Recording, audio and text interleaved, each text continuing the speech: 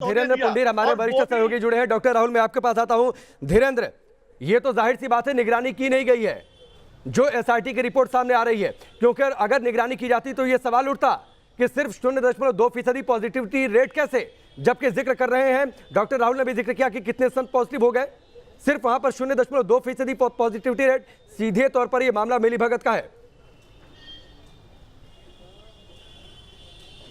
देखिए, इसको राकेश इस तरह देखना होगा कि किस तरह से इतने हज़ारों लोगों की जब वहाँ गैदरिंग थी, लाखों लोगों की गैदरिंग थी, तो उससे महामारी अधिनियम भी उस समय तमाम चीज़ें थी।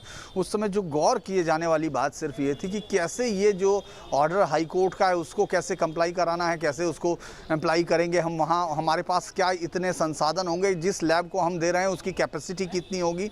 ये तमाम चीज़ें आपको हैरानी होगी कि वो सब देखे नहीं गई। लेकिन वो चीज़ें अगर मैं इसको अभी छोड़ देता हूँ जो जांच के बाद, आप ये सोचिए कि 3 जांच इस वक्त चल रही हैं, यानी कोई है जो बचाने की कोशिश कर रहा है इस पूरे सिस्टम में। इस देश की जो सबसे बड़ी महामारी, जो अब तक के हमने शायद जो पिछले ज्ञात इतिहास में इस तरह के सीन जो देखे हैं जिससे पूरा देश एक तरह रो रहा था और डर के साए में था, उस वक्त इतनी बड़ी आपदा के बाद आप सोचिए जांच हो रही है, उसको 3 लेवल पे कर रहे हैं।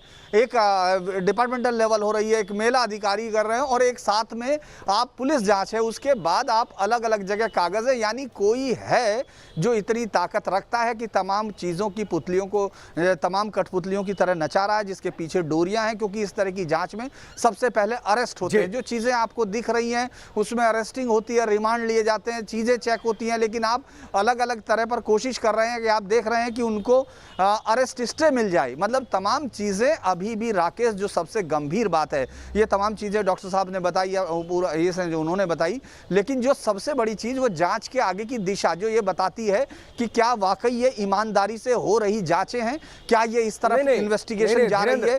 तब जब ईमानदारी तो कहीं रही नहीं ना धीरेन्द्र, ईमानदारी तो कहीं रही नहीं, क्योंकि अगर ईमानदारी होती तो मैक्स कॉर्पोरेट सर्विस को ठेका नहीं दिया जाता, जिसे स्वास्थ्य विभाग ने पहले मना कर दिया, फिर उसने बैक चैनल से उसने घुसने की कोशिश की, फिर वो एमओयू साइन करता है नलवा लैब और डॉक्टर लाल चंदानी के साथ, फिर उसको ठेका दे दिया जाता है, आईडी पासवर्ड दे दिया जाता है। ईमानदारी रही होती तो शायद वहां पर ठेका ही नहीं दिया जाता मैक्स कॉर्पोरेट सर्विसेज को।